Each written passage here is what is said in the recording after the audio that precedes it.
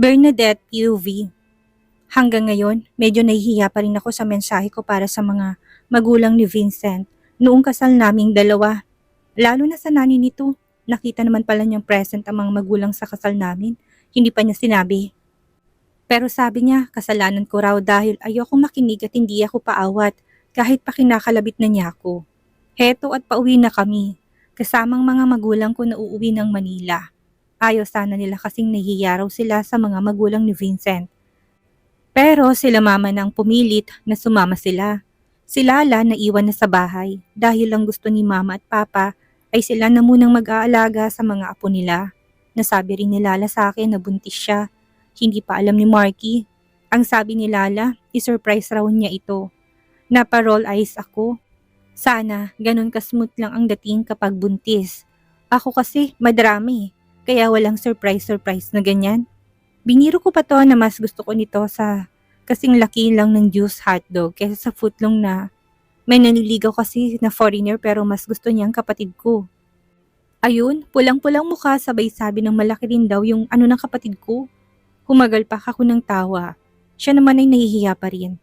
Salamat sa kanya dahil hindi niya kami iniwan ng mga anak ko noon. Kaya tutulungan ko rin to sa abot ng makakaya ko. Nagkwento ako kay Vincent noon tungkol kay Lala. Kaya bibigyan na raw niya ng negosyo ang pamilya nito. Secret na lang muna namin. Here, abot sa amin ni Mama nang nasa sala na kami ng mansyon ng mga magulang ni Vincent. Kararating lang namin dito sa Manila at ito na kaagad ang bungad niya sa amin. What is it, Mom? Tanong ni Vincent. Nangunot pang noon na nakatingin sa brown na sobre. Gift namin yan nila Mama sa inyo ni Bebang. 1 taong bakasyon sa ibang bansa. Anunsyo ni Mama. 1 taon? Bulas namin ni Vincent. Yes, mga apo. Si Lola ang sumagot. Hindi pwedeng 1 taon. Mag-aaral ng kambal at may baby pa kaming anak. As much as possible. Gusto ko maging hands-on na ama sa kanila. Marami na akong pagkukulang. Kaya ang gusto ko sa kanila ko ilala ng oras ko kapag hindi ako busy sa trabaho. Agad na angal ni Vincent. Kami na munang bahala sa mga apo namin. I want to get in touch with them every day. At tagahatid sundo sa school nila. Sagot ni Mommy. She's right, para makabanding rin namin ang mga apo namin. And you guys enjoy traveling around the world. Segunda ni Papa. No, we're excited to bring them to school and fetch them. Tapos, aagawan niyo kami sa unang pasok ng mga anak namin? Sagot ni Vincent na ayaw talaga niya sa suggestions nilang iyon. Eh di kapag first of school nila ay kayo na munang mag-asawa maghahatid sundo. Pagkatapos kami na. Sagot agad ni Mama, sa ngayon lahat na muna tayong mamamasyal abroad with kids. Anunsyo ni Lolo. Wow, kami rin. Kasama po? Bulala sasabi ni Baby Kyler. Sasakay tayo sa airplane, po Lolo? Segunda ni Baby Yasi. Yes, mga apo, para sa mababait naming apo't marunong sumunod sa surprise kay Nani at Daddy. Ngiti ni Mama. Napangiti rin ng matamis ang kambal. Sama po si Baby Yvonne, tsaka si Lola at Lolo po. Ang tinutukoy niyang Lolo at Lola ay si Nanay. Opo, baby ko. Masuyang sagot ni Mama. Ay hala, hindi pa ako nakakasakay ng eroplano. Baka mahimatay ako sa nerbiyos. Huwag na akong idamay pa. Okay na sa akin na mag-enjoy ang mga apo natin sa pupuntahan yung bansa. Tanggin agad ni Nanay. Ay, magsad po kami kapag hindi po kayo kasama, Lola. Gusto ko rin kayo kasama sa amin eh. Singit ni Baby Kyler. Mas marami po, mas masaya. Hindi po ba, Lolo? Sama kayo? Pilit ni Baby Yasi. Huwag na kayong tumanggi. Once in a full moon lang ito, Nay. Baka magbago pa isip nila at ibuli nila ako sa pupuntahan namin. Mas mabuti na yun. May kakampi ako. Natawa naman sila sa sinabi ko. Imbis na ma-offend sila, ayun at napapayag rin sila. Sina Lolo na rin palang kumuha ng passport nila nung nawala ang kambal. Lahat plano na pala talaga nila na i-surprise kami. Very dangerous surprise. Pero sa huli, nairaos din ng bonggang surprise na kasal. Namalagi na muna kami dito sa Manila ng ilang araw bago kami nagtungo ng Switzerland. Mga batang namili dahil sa mga pinakita ni Mama ng mga litrato. Masaya ako dahil mas gusto nilang nature kaysa magpunta sa Disney World. 2 linggo kami doon bago kami magtungo naman sa Japan na request ko. Dahil sa cherry blossom, matapos naming magbakasyon sa ibang bansa, ay naisipan kong bumisita sa presinto. Sinamahan naman ako ni Vincent sa presinto. Ayaw niyang ako lang mag-isang dadalaw. Hindi ko alam kung ilang taon ang pataw na parusa sa kanila ni Therese. Pero wala na akong pakialam doon. Ang mahalaga na parusahan na sila sa mga masama nilang nagawa sa pamilya ko. Lalo na sa akin nakamuntikan ko ng ikamatay at kay Vincent. They deserve it. Hindi pwedeng hindi sila makulong. Maganda na sanang buhay nila kung hindi sila nagpalamon ng inggit at selos. Kaya ayun, naging masama ng ugali. Gusto ko lang silang bisitahin. Hindi ko man sila agad mapatawad pero hangad ko na sa araw ng paglaya nila ay magbagong buhay na sila. Hangad kong maging maganda pa rin ang buhay nila sa hinaharap. Hindi kaya sila galit sa atin kapag dinalaw natin sila? Tanong ko. Magagalit sila sigurado yan, mahal. Sagot ni Vincent. Wala namang masama kung bibisitahin ko si Jinky. Sana paglabas nila, matuto na sila, maging mabuti na sa kapwa at wag nang mainggit ng walang dahilan. Wag nang gumawa ng masama na sa bandang huli sila rin ang magdurusa. Litanya ko. Tama ka, mahal. Hangad ko rin sa kanila na sana matuto na sila, ma-realize ang lahat ng kamaliang nagawa at magsisi sa mga ginawa nilang masasama sa kapwa. Sabi ni Vincent sabay gagap sa kamay ko. Sumandig ako sa balikat niya, agad din ako umupo ng maayos na ma-realize kong nagde-drive pala ito. Why? Takang tanong ni Vincent sa biglaang pag-alis ko sa pagkakasandig ko sa balikat niya. Nagde-drive ka, mahal? Baka madisgrasya tayo. Hindi pa tayo nakapag-honeymoon. Simangot ko. Tumawa to. We are honeymooning later, mahal. Kindat ni Vincent. Sa kondo mo? Tanong ko kaagad. Lahat ng kondo ko pinarenta ko na, hindi ba? Sa penthouse ko na lang natitira. Nagugutom na bang pusikat dal mo? Pilyong tanong ni Vincent sabay tawanan niya. Sana, kaso hindi pa pwede eh, sabi ko. Pwede na, mahal, mahigit 2 months na nga eh. Baka mapunit ang butas ko. Ini-imagine ko pa lang na pumapasok ng pagkalalaki mo. Pakiramdam ko mapupunit na ang... Stop, mahal. Better to stop. Awat agad na sabi ni Vincent. Nagpipigil na naman to. Ingos ko. Kahit kailan, malandi at easy to get yung utin mo. Natural lang sa'yo na maging malandi at easy to get ito. Kung sana hindi mahilig umakit yung pusikat dal mo. Wala na sanang malandi dito. Ayaw patalo na sagot ni Vincent. Pumalakha kaming dalawa sa kalokohan namin. Nakakatawa talaga minsan ang topic namin. Kahit na sinisita niya ako, ang dahilan ko kaming dalawa lang naman at mag-asawa na. Wala nang dapat mali siya sa kanya lang naman ako ganito. Nagpatuloy kami sa walang kwentang usapan. Tawa ako ng tawa at mas naging maloko na rin to. At sinisisi pa ako. Nakarating na kami sa kulungan sa Mandaluyong na hindi nabagot dahil sa trapiko. Medyo kinakabahan ako, mahal. Paano kung ayaw niya akong kausapin at ayaw niya akong makita? Baka galit pa sila sa akin o sa atin, sabi ko. Doesn't matter, mahal.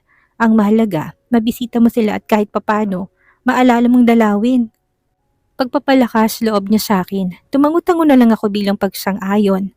Nasa isang sasakyan naman ang mga bodyguards ni Vincent. Nasa labas lang sila habang kami ni Vincent ay nagtungo na sa loob ng kulungan. Si Vincent nang nakipag-usap sa gwardiya sa kulungan. Maraming bantay din, very strict pa sila. Para raw sa kaligtasan at kaayusan ng lahat, kailangan pa ng verification ID at visitor pass kung sinong mga nakalista na authorized na bisita ng preso. May security check pa. Sa babaeng guard ako kinapa sa katawan. Sa lalaking guard naman kay Vincent, buti na lang iniwan ko sa loob ng sasakyan ng sling bag ko. Pero sa kasamaang palad, wala kaming pangalang nakalista sa logbook. Kaya pumasok ang isa sa gwardiya doon para i-verify sa preso kung kilala kami ni Vincent. Kasi hindi pwedeng papasukin kapag wala sa listahan ng bisita para sa preso. Siyempre, alangan na ilagay niyang pangalan ko, di mas lalong nagngingit-ngit na sa galit ng pinsan ko si Therese. Pero pagbungad pa lang ng bantay sa kulungan, ay kasunod na nito si tita. Galit na galit ang mukha. Hoy babae, ang kapal naman ng mukha ninyong dumalaw dito. Para ano ha? Para ipamukha niyo sa anak ko na marangyan ang buhay mo. Tapos siya nga dahil nakakulong. Walang hiya. Hysterical na sigaw ni tita. Hindi po sa ganun, tita. Huwag mo kong tatawaging tita, babae. Galit na sambit nito. Dinuro niya pa ako. Kahit papano, pinsan ko pa rin siya at gusto ko lang siyang dalawin kahit na isang beses lang. Mahinahon kong sagot. Hindi ko pinansin ang pagsigaw at pangbabastos ni tita sa akin. Ang plastic mong babae ka. Kunwari lang mabait ka dahil maganda ng buhay mo. Napaka-feeling mo. Kahit na mag-aral na kasuutan mo, mukha ka pa rin muchacha. Hampas lupang katulong ni inakit. Nabitin si tita sa pagsigaw dahil sa pagsisingit ni Vincent. See it again at ngayon rin ay ipapakulong na kita. Watch your word. Baka hindi kita matansya. Ipapakulong din kita para magsama kayo ng anak mong masamang ugali. Galit ang tono sa boses ni Vincent. Napatigil to at natauhan, namutla pa ng bahagya mukha sa takot. Sir, hindi sila pwedeng makitang anak ko. I-blacklist mo sila sa listahan ng bisita ng anak ko. Wala silang karapatang dalawin ng anak ko dahil sila rin ang dahilan. Kaya nakulong ang anak ko. Makakaalis na kayo. Huwag niyo nang guluhin pang anak ko. Masamang sabi ni tita. Bago to pumasok sa loob ulit ay masama na muna niya akong tinitigan. Bago pumasok muli sa loob ng kulungan. Let's go, mahal. Hindi nila deserve ang kabaitan mo. Wala pa rin silang pagbabago sa buhay. Masama pa rin ang ugali nila. Kapag ako nainis, ipapakulong ko rin yung nanay ng pinsan mo. Masyadong bastos. Galit na sambit ni Vincent, agad na namin nagpaalam sa gwardya doon. Tumangulang naman ang gwardya. Akala ko pa naman, nagbago na sila. Mas lumala pa pala sila ngayon. Never ko na silang aalalahanin pa. Kailan pa naging mahal ang suot ko? Sa ukay-ukay ko lang din naman to nabili. Che, kahit kailan ng gitara silang mag-ina. Asar na sambit ko. Regalo ko yan sa'yo, mahal. Sa isang sikat na butik ko pa yan nabili, ha? Pagtatama ni Vincent sa sinabi ko. Ha? Sabay tingin ko sa kasuotan ko. Patingin niyang tag name. Kung may tag ha, utos ko pa kay Vincent. Ikaw talaga, mahal. Nakalimutan mo na ba? Reklamo nito pero sinabi rin naman ito agad ang name ng brand. Ay, wow ha. Kabisado mo? Kunwari gulat ako. Pinitik naman ito ang tenga ko. Natural, ako ngang bumili kaya alam kong brand name na suot mong damit. Oo na po, gusto ko lang malaman para sure na mahal ang suot kong nagpunta dito sa kulungan. Kaya naman pala ganun na lang magalit si tita, branded naman palang suot ko. Hagiki ko naman. Puro kakalokohan, mahal. Tara, date na lang tayo. Wala naman tayong gagawin ngayon sa bahay. Bukas, busy na ako eh. Pilong kindat ni Vincent. Uy, mukhang ibang date ang gusto mo ha. Hindi pa pwede. Kapag mag-travel na lang tayong dalawa, mas masaya yon, walang istorbo, ngiti ko. Iba na naman ang nasa isip mo, mahal. Natatawakbay sa akin ni Vincent at tinungo na namin ang sasakyan. Sa penthouse nga dito kami nagtungo.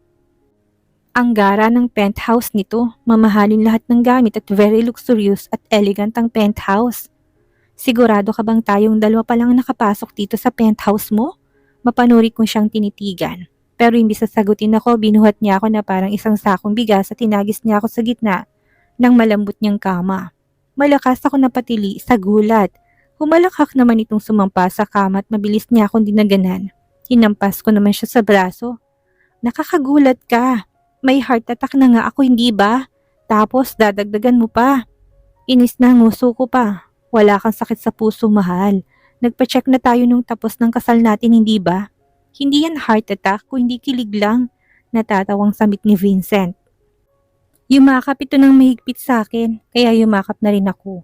Pati mga binti ko niyakap ko na rin sa bewang nito na madalas kong ginagawa kapag dumadagan siya sa akin. At sabay yakap ng mahigpit. Masarap sa pakiramdam, sa dami naming pagsubok sa buhay. Heto kami, pinili ang isa't isa. Pinili namin ipaglaban at ipagtanggol ang pagmamahalan namin. Nasaya ako na kahit ganito lang ako, pinili pa rin niya ako at minahal ng totoo. Ito ang isang bilyonaryo na hindi niya batayan ang estado ng buhay ko. Bagkus, minahal niya pa ako at ang pamilya ko ng buo. I love you so much, mahal ko. Madamdamin kong sambit. I love you more, mahal. Sagot agad ni Vincent. Naluluha na rin ako dahil naalala kong mga mahirap na pagsubok na dumaan sa buhay namin. Lalo ng kamuntikan na pagkamatay ng anak ko si Baby Yasi. At si Vincent. Napakabuti pa ng Panginoon na dininig niya ang mga panalangin namin. Totoo ang sabi ni Lola na kapag may problema, idaan lang sa panalangin at magtiwala sa Panginoon. Sabi pa ni Lola, have faith in Him. Kahit na nawawalan na ako ng pag-asa noon dahil kahit na ilang panalangin pang ginagawa ko, pakiramdam ko parang walang nangyayari. Pero hindi ko alam ay mas magandang plano pala talagang Panginoon sa akin at sa pamilya ko. Salamat kay Lord dahil binigyan niya ako ng gwapo, suplado, masungit, mabait, malambing. Maalaga at mahal na mahal niya kami ng mga anak namin. Salamat talaga Panginoon dahil mabait na po ngayon ng asawa ko. Minsan na lang siyang nagsusungit. Malapit na yata siyang magmenopause, Panginoon. Humalakhak ako nang biglang kiliti niya ako sa bewang. Mukha na ba akong matanda? Kiliti niya ulit sa bewang. Tawa lang din ako ng tawa. Hindi ako makailag kasi nakadagan siya sa akin. Tama na, nakikiliti ako. Awat ko na. Pinulupot kong mga braso ko sa leeg niya, sabay hila ko palapit sa akin. Natatawa naman itong kinintalan niya ako ng halik sa tungki ng ilong ko. Napahagikik ako. I love you, mahal. Naging masaya araw-araw ang buhay ko dahil sa'yo. Binuhay mo ang malungkot kong puso, pinasigla mong matamlay kong buhay. Ikaw ang dahilan kung bakit gumanda at umaliwalas ang buhay ko. Salamat at dumating ka sa buhay ko, mahal. Salamat sa lahat-lahat. Madamdamin itong pahayag habang nakatitig sa akin. Natouch naman ako sa sinabi niya. Nagkatitigan kaming dalawa at pinahaba ko ng uso ko para magpahalik ng wala ng maraming daldal. Matamis naman itong ngumiti sa akin at mapagmahal niya akong hinalikan sa labi. Agad naman akong tumugon sa masarap nitong halik na hindi nakakasawa. First day of school ng mga anak namin at sobrang excited silang pumasok. Marunong na silang magsulat at magbasa. Nakaka-proud lang talaga na madali silang turuan. Kami ni Vincent at si Baby Yvonne ang naghatid sa unang pasok ng kambal sa private daycare center. Sa loob ng exclusive subdivision kung saan nakatira ang parents ni Vincent at mga grandparents. Malikot na rin ang Baby Yvonne namin at gusto rin sumama sa kuya at ate niya sa school. Nagiiyak pa nga siya. 1 week namin silang hatid sundo bago kami mag-ibang bansa ni Vincent. Sila mama na lang bahala sa mga bata, pero meron naman sila lolo at lola na kasama nilang magbantay sa mga anak namin. Kaya panatag ako na magiging malapit na rin sila sa mga apo nila. Panaybili ng mga anak ko na mag-ingat kami. Okay lang daw na wala kaming pasalubong, basta ligtas kaming makakauwi. Ang sweet ng mga anak ko. Mahal, pwede ko na magsimulan ulit yung restaurant natin? Tanong ko habang nasa loob na kami ng eroplanong naglalayag patungo ng New Zealand. Favorite country ni Vincent. Akala ko ayaw mo na magluto at focus na lang sa mga anak natin. Sabay lingon niyo sa akin. Hinahanap pa rin kasi ng mga loyal na customer ko sa restaurant yung luto ko. At kapag nasa bahay naman ako, ayaw mo naman akong pagtrabahuhin. Gusto mo pasarap buhay lang ako. Ayoko naman ng ganun. Nababagot ako at baka mamaya dahil sa katamaran ko, tigok ang abutin ko, sad ko. Hanggang ngayon, bukang bibig mo pa rin ng matigok. Gusto mo na bang mawala sa mundo? Iiwan mo na kami ng mga bata ng ganun lang kadali? Seryosong tanong ni Vincent. Yumakap ako sa braso niya at sinandig ang ulo sa balikat niya. Hindi naman nahayaan ng Panginoon na basta na lang akong mamamatay ng walang dahilan, no? Marami pa akong misyong gagawin dito sa mundong ito. Kaya malabo pa akong mamatay, mahal. Lambing ko. Lagi mo kasing nasasingit yan. Ang sarap mong kagatin sa singit. Huy! Sabay palo ko sa hita niya. Huwag ngayon, mamaya pa yun ha? Humalakak bigla si Vincent. Namula biglang mukha ko sa sinabi ko. Buisit ka, yun na lang ang nasabi ko. Natatawa namang niyakap ako. Tigil na, remember nasa eroplano pa lang tayo. Ang ingay mo. Irap ko. Sige, mamaya na lang mahal. Tudyo niya sa akin. Wala akong sinabi dito ha. Tanggi ko kaagad na ikinatawa na naman niya. Nahigpit niya akong niyakap. Pinanggigilan na naman niya ang katawan kong yakapin. Napisa na ako, mahal. Reklamo ko. Kinintala naman niya ako ng halik sa labi bago niya ako pinakawalan. May sasakyan na naghihintay sa amin. Narentahan pa niyang sasakyan kaya pagkarating namin sa hotel, pahinga na muna kami sa haba ng biyahe namin. Nakakapagod kahit na nakaupo lang naman pero ang siraulo, pinangko niya ako. Kaya napakapit ako sa braso niya. Gusto ko na munang matulog, uy. Ligo na muna tayo. Namiss kita, mahal. Hayaan ka na naman sa namiss kita. Mahal na yan. Magkatabi na tayo natulog, hindi ba? OA mo. Ingos ko sabay pisil sa ilong nito. Humagikik naman ito. Ang cute niya sa simpleng pagtawa lang. Pagbaba niya sa akin sa loob ng banyo, agad na ako naghubad. Pinigilan ako ni Vincent kaya napatigil ako sa pagangat ko sa suot kong simpleng damit. Bakit? Tanong ko na may pagtataka at ibinaba ko ng damit kong akmang hubarin ko sana. Excited? Taas kilo na tanong niya sa akin. Maliligo tayo hindi ba? Sagot ko. Paliliguan muna kita gamit ang dila ko. Kakagatid ko pang singit mo bago tayo maligo. Piling sagot naman ni Vincent. Sira ka ba? Maliligo muna tayo para mawalang asim sa katawan at dumi. Sagot ko. Sabay hubad na sa suot ko. Pinapanood lang naman ako ni Vincent kaya nilandi ko na to. Pinapungay kong mga mata ko nakatitig sa kanya at bahagi akong kinagat ang labi ko. Shit!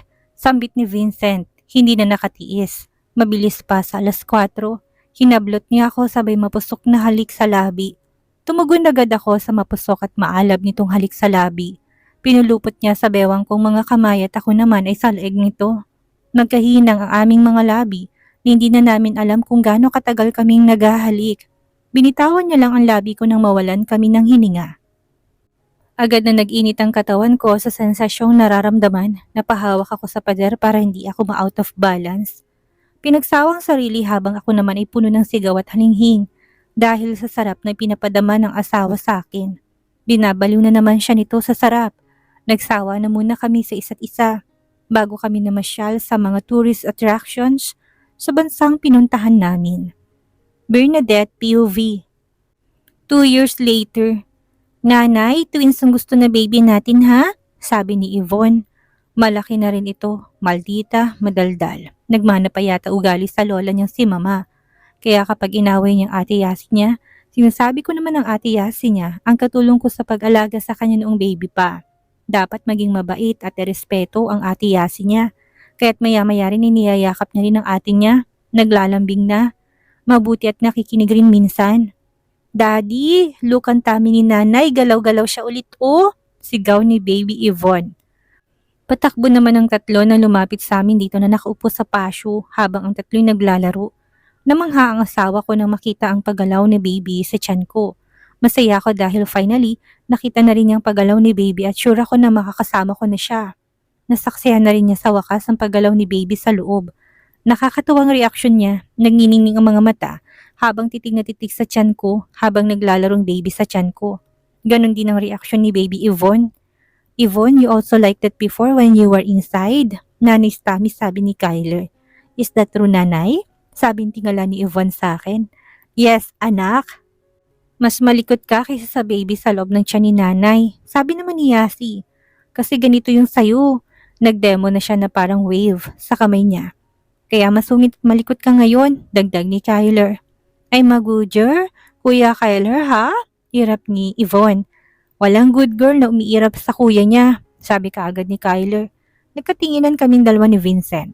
Si Vincent ang laging sumisita o nagpapangaral sa mga anak namin kapag nagbabangyan silang tatlo. Daddy! Nagpakampi na naman si Yvonne. Bawal kampi-kampi dito ha, nood ka na siya ni nanay. Sabi mo sana mag-good boy o good girl paglabas niya sa mundo para hindi ma-stress si nanay at daddy. Seryosong sabi ni Yasi. Hindi na umimik pa si Yvonne at yumakap na lang siya sa braso ko. Hinaplos naman ni Vincent ang ulo nito. Matigas rin kasi minsan ang ulo ng bunso namin. Ngayon may paparating na naman kaming bagong supling. Very hands-on si Vincent. Sa aming mag-iina kahit na busy to sa trabaho, mas sinuuna pa rin niya kaming pamilya niya. Very maalaga to kaya spoiled na ako sa kanya. Kung dati ay siyang utos ng utos sa akin, ngayon ay nabaliktad na. Ako nang pinagsisilbihan niya ngayon. Para happy palagi ang misis, yun lagi ang sinasabi niya. Sweet at masaya na kami sa buhay namin. Nasa masarap kaming kwentuhan sa pagkainan nang biglang sumakit ang tiyan ko. Biglang sumipa ang baby ko sa loob. Napadaing akong bigla. Ouch! Sambit ko. Ang sakit sumipa ng malakas si baby. Manganganak na yata ako. Sabi ko, saktan ka po ni baby nanay? Nag-aalalang tanong ni Yvonne. Lalabas na si baby anak. Sagot ko pero hindi ko na maipintang mukha ko dahil sobrang sakit na. Hindi ka po happy nanay na lalabas si baby? Kasi simangot ka pa siya kay nanay. Ninusenting tanong naman ni Yvonne. Yvonne, ganyan din si nanay nung nilabas niya tayo sa tummy niya. Masakit ang tummy dahil gusto na lumabas ni baby. Paliwanag ni Kyler. At happy si nanay. Siyempre lalabas na si baby. Basta ganun yun, sabi ni Ate Lala. Nasakit na masakit raw ang tummy kapag lalabas na si baby. Kaya pray tayo na safe na si Nani at si baby. Mahabang paliwanag ni Yasi. Tinulungan agad ako ni Vincent. Anong gagawin ko mahal? Tarantang tanong ni Vincent. Balisa na ito't natataranta. Kamalas pa dahil wala dito sila mama at papa. Nasa travel sila dahil may dadaluhan silang meeting abroad. Sila lola at lolo naman nasa Australia sa kapatid ni lola. Dahil namatay ang asawa nito. Wala rin si KitKat. Hindi na mahagilap. Baka kasama nitong dating kasintahan. Hoping na maayos na nilang gusot sa buhay nilang dalawa. Hangad kong kaligayahan niya. Manang, ihanda mo ng gamit ng asawa ko at si baby. Sabihin mo kay Manong ihanda ng sasakyan. Bilisan nyo. Nasasaktan ng asawa ko. Sagot ni Vincent. Si Kyler lumapit na sa akin para tulungang makatayo. Daddy, dali. Tulungan natin si Nani na makatayo. Buhat mo na, Daddy. Si Nani nasasaktan na siya. Faster, Daddy. Relax po. Sabi naman ni Yasi. Nataranta naman si Vincent at hindi alam kung bubuhatin ako o hindi. Natatakot pa yata siya na hawakan ako. Yung itsura niya mas malala pa kay Dolan matakot. Kapag lalabas ang baby dito sa bahay, kaya mo bang putulin na nakatali sa aming dalawa? Sabi kong nahihirapan na. Natakot yata to sa sinabi ko kaya walang sabi-sabi na binuhat niya ako. Ramdam kong panginginig ng katawan niya. Na-realize ko na first time nga pala niyang makitang manganganak na ako. Kahit na masakit ng tiyan ko, kinalma ko sarili ko. Baka isa sa amin na mahimatay. Don't worry about us here, Daddy. May kasama naman po kami dito. Tatawag po ako kay Lolo, balita ko manganganak na si Nanay. Dinig ko na sabi ni Kyler. Ingatan niyo po si Nanay at baby, Daddy. Don't panic, just relax, bili ni Yasi. Agad niya ako sinakay sa loob ng sasakyan. God, mahal, huwag kang sumigaw. Ako natatakot dito eh. Kabado na to kanina pa. Manong, matagal pa ba? Wala na bang ibibilis pa? Sigaw ni Vincent. Boss, mabilis na to. Sagot ng driver na mukhang natataranta na rin dahil sa pagsigaw ko sa sakit. Last na to. Huwag mo na akong bubuntisin pa. Ipapaputol ko ng pagkalalaki mo para hindi mo na ako bubuntis pa. Malapit na tayo, mahal. Tiis lang muna. Huwag kang sumigaw kasi nakakatakot ka. Awat ni Vincent. Dapat sanina ako dahil pangatlo nitong manganganak ako pero parang pasakit naman ang nararamdaman ko kapag manganganak na ako. Dapat chill na lang sana. Hindi ko na yata kayang umiri ng matagal. Baka malagutan na ako ng hininga. Ang pinsan ko nang bahala. May suggestion siya para hindi ka na mahirapang umiri. Sila nang bahala sa'yo, mahal. Sagot ni Vincent. Pawisan na ito sa takot at pag-aalala sa akin. Panihagod niya sa likod ko at sa malaki kong tiyan. Baby, tahan na sa loob.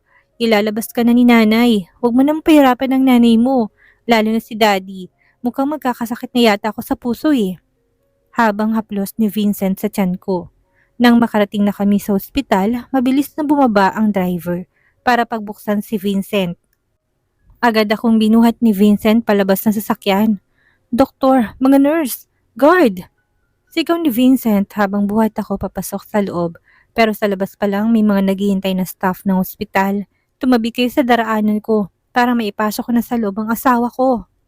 Hindi niyo pa nakikitang nahihirapan na siya? Inis na sambit ni Vincent. Dito mo na sa wheelchair ipaupo, sir. Kami na pong bahala sa misis mo, sabi ng isang nurse. Sigurado ka bang safe dyan ang misis ko? Kapag sumigaw sa sakit ang asawa ko, ididemanda ko kayo. Angel ni Vincent. Iupo mo na ako sa wheelchair kapag nanganak ako nang wala sa oras dahil sa'yo. Dedemanda kita bilang pabayang ama't asawa. Inisasabi ko rin. Nagagikhi ka naman ng ibang kasama sa lobby. Kami nang bahala sa pinsan. Relax, okay. Normal lang ito sa mga nganak. Tapit ng pinsan ko sa balikat. First time anong magagawa ko? Di ko naman sure kung safe ang asawa ko sa wheelchair. Sabi nito. Pero niligay pa rin niya ako sa wheelchair. Pumasok ito hanggang sa loob ng delivery room. Doktor, ikaw na pong bahala sa asawa ko. Kapag yan nasaktan, pasasabugin kong ospital na to. Banta ni Vincent. Hindi na nila pinapasok pa si Vincent dahil maingit baka mataranta sila at mamali sa gagawing pagpapaanak sa akin. Pasaway na lalaki. Vincent POV. Ilang oras na wala pa ring lumalabas at kung ano nang balita sa mag-ina ko. Kinakabahan na rin ako at hindi mawari kung ligtas pang mga to. Safe ba sa panganganak ang asawa ko? Palakad-lakad siya sa harapan ng pintuan. Nagulat pa ako na may tumawag sa akin. Si Ate Chloe at ang asawa niya pala. Bakit tinawag ng anak ko na manganganak na si Bebang? Kumusta si Bebang? At ang baby? Bungat ka agad ni ate. Nag-aalala ko umiling kay ate. Wala pa akong balita. Ilang oras na sila sa loob. Sagot ko. Tumawag si Kyler sa bahay. Sinabi na nasa ospital kayo dahil lalabas ng kapatid sa loob ng tiyan ng nanay nila. Ang cute niyang magbalita kaya nagtungo na kami kaagad dito. Natagalan lang dahil sa traffic.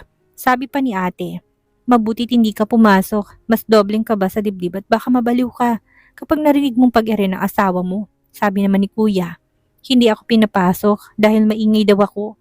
Baka mamali sila sa pagpapaanak sa asawa ko kapag nandun ako.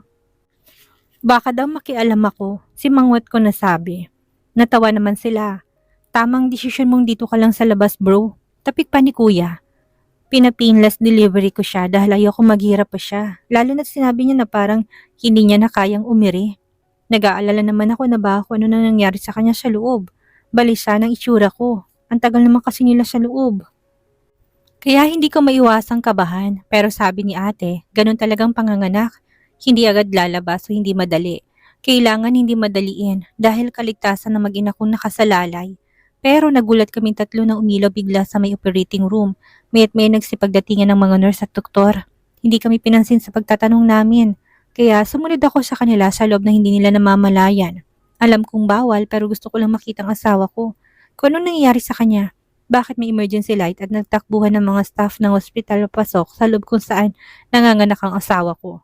Halos panawan ako ng ulirat na makita kong nire-revive nila si Bebang. Anong nangyari sa asawa ko? Anong ginagawa niyo? Bebang! Hindi ko na mapigilan ang lakas ng boses ko. May isang nurse na pinatigil ako sa pagsigaw at dahil sa pagsigaw ko rin, biglang umiyak ang sanggol. Excited ako masilayan ng bata pero mas nanaigang takot at kaba sa dibdib ko para sa asawa ko. Napaluhod na ako sa pag-alala kay Bebang na hanggang ngayon, nire-revive pa rin nila. Nananalangin ako kaagad at kung sino-sino pang santong tinawag ko. Iligtas lang nilang asawa ko. Kasalanan ko to eh. Kung sana dinala ko na siya kaagad sa ospital na hindi natatarantat na takot. Sana hindi ganitong kinahinatnan ng mag-ina ko. Kaya pala sabi niya kanina, hindi niya na kayang umirin na matagal. Baka malagutan na siya ng hininga. Pero painless delivery naman ang ginawa nila. Pero bakit ganito pa rin ang mangyayari? Akala ko ba madali lang at hindi siya masasaktan. Ilalabas na lang ang sanggol. Hindi naman pala madali at delikado din. Napatayo ako na halos lagutan ng hininga. Tumigil ang mundo ko sa nasaksihan. Hindi to maari. No! Sigaw ng isipan ko. Bernadette/Vincent POV. 2 taon ang lumipas matapos ang inakala ko mamamatay na ako dahil sa biglaang pagkaputol ng hininga ko. Kay buti ng Panginoon dahil heto kami ngayon, masayang masaya na at kontento sa buhay. Nandito kami ng asawa ko sa garden ng mansyon, nakatingin sa mga anak naming masayang naglalaro, naghahabulan kasama ang mga alaga naming mga aso. Dito sa mansyon na ito kami dating nagsimulang magbangayan, sagutan at sakitan. Lalo ng pagsilbihan ng amo at ako naman ay pasaway na palasagot na katulong. Dito sa mansyon na ito rin nabuo ang masayang pamilya namin na hindi ko akalaing magiging mag-asawa kami. Supladong bilyonaryo na amo at maid na pasaway at palasagot sa amo ay nagtagpo ng landas at masayang nagmamahalan at nagsasama kasamang 5 naming mga supling. Napatingin ako sa kamay naming dalawa dahil sa pagpisil nito ng bahagya sa kamay ko. Napalingon ako sa asawa ko at napangiti. Akalain mo na yung sinusungitan ko lang noon na maid ko ay asawa ko na ngayon. Ang akala ko noon ay perang makakapagpasaya at mundo ko dati. Pero nagkamali lang pala ako. Dahil kayo ng mga anak natin ang kayamanan ko na hindi mawawala kahit na kailan. Kayo ng mga anak natin ang mundo ko ngayon. Masulang sambit ni Vincent sa akin. Pinakatitigan niya ako sa mata. Napangiti naman ako dahil kahit na lumipas pang mga araw, buwan at taon ay napakagwapo pa rin ito. Mas lumakas pang karisma ng asawa ko. Maraming inaplos ang pisngi ko habang masuyong nakangiti sa akin. No words can express how much I love you so much, mahal. May pagmamahal niyang sambit, matamis akong napangiti. Thank you so much sa walang sawa mong pagmamahal sa akin, Your Honor. Ang swerte ko sa iyo dahil mahal mo ko ng tapat at totoo. Seryosong sad ko. Malapad naman tong napangiti. Wala na supladong bilyonaryo na palaging nakasigaw, palautos, nakakunot noo, laging galit at masungit. Ang natira na lang ngayon ay isang gwapong lalaking natutong magpahalaga at nagmamahal ng totoo sa asawa at anak niya. Si Vincent Nila Burgos lang ang lalaking yon. It's me. Proud na proud pa ito sa sinasabi niya. Matamis akong napangiti at napahagik-hik. Alam ko na haligi ka ng tahanan, pero mas gusto ko pa rin sabihin na ikaw rin ang ilaw ng tahanan na alam kong safe na safe kami ng mga anak natin. Haligi at ilaw ng tahanan na alam kong alagaan kami. Tahanan na mamahalin kami ng buong buo. Pipiliin araw-araw at hindi iiwan. Ikaw ang mahal ko. Ang tahanang hindi ko ipapalit kahit na kanino man. Mahal na mahal kita, mahal ko. Madamdamin kong sabi sa kanya. Yumakap naman ito sa akin at tumalik sa noo ko. Mahigpit kaming nagyakap ang dalawa. Hanggang ngayon, hindi pa rin ako nakaka-move on sa kamuntikan mong pagkawala. Halos madurog ang puso ko nang akala ko hindi ka na nakasurvive sa panganganak. Halos magwala ako at utusang i-revive ka nila ulit. Pero ang lalong kinatakot ko yung kambal palang nilabas mo tang isang bati nire-revive din. Sobra-sobra yung takot ko na halos malugatan na ako ng hininga. Dahil sa nasaksihan. But thanks God, you both are safe and healthy now. Kumalas ako sa kanya, tinitigan ko ito. Teary-eyed ito habang nagsasalita. Himala ang nangyari niya sa akin at isa na akong anak. Kaya kada linggo hindi namin nakakalimutang magsimba at magpasalamat sa lahat ng kabutihan ng Panginoon sa amin. Hahalikan ko na sana ang asawa ko nang nagsigawan at nagsipagtakbuhan ang 5 naming anak patungo sa gawin namin. Daddy! Nanay! Sigaw nila at nagtakbuhan na makalapit sa amin.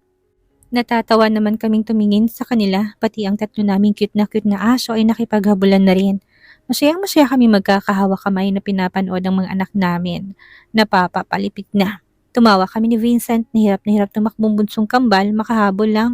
Si Keron at Kael, ang mga pangalan ng mga anak din namin ang nagpangalan sa kanila. Dahil lalaking bunsong kakambal, kailangan daw na letter K. Magsimula dahil letter K din ang kuya Kyler nila. Agad silang yumakap sa amin. Wala na akong hihilingin pa. Panginoon ko hindi kaligtasan at kalusugan lang ng mga anak ko at ng asawa ko. Want ko rin na mag-hug kay nanay at daddy. Di ko sila hug. Malakas sa sambit ng bunso namin si Kael. Ako din. Ate kuya kami din. Iyak ni Kayron. Natatawa namang kinarga lang ni Vincent ang kambal. Bahagyang yumuko pa ito para makahawak. Sakay sa likuran niya si Yvonne. Tuwang-tuwa sila na kinarga sila ng ama. Habang nakaakbay naman ako sa 2 kong panganay na kambal.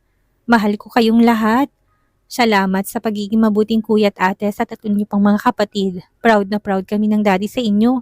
Matamis akong napangiti sa kanila. We love you too, nanay. The nanay in the whole world. And the best daddy too. Sabay na sabi ni Kyler at Yasi. Ang laki na nila at konti na lang kasing tangkad ko na sila. Mahilig sa sports si Kyler at singing at musical theater naman si Yasi. Napuna kaming lahat sa damuhan. Masayang nagkwekwentuhan. Dahil ang gusto ng ama nila ay lahat sila'y close at walang maiwan sa huli. Lahat pantay-pantay para walang salusan at inggitan. Ito ng mundo naming tahimik, masayang pamilya, mapayapa, puno ng halakakan, puno ng pagmamahalan at ligaya. Hindi na kami amo at katulong, wala nang masungit at suplado, at katulong na sunod-sunuran, kung hindi 2 puso na nagmamahalan ng buo at totoo, nagtutulungan at nagmamahalan, hanggang sa wakas at higit pa doon.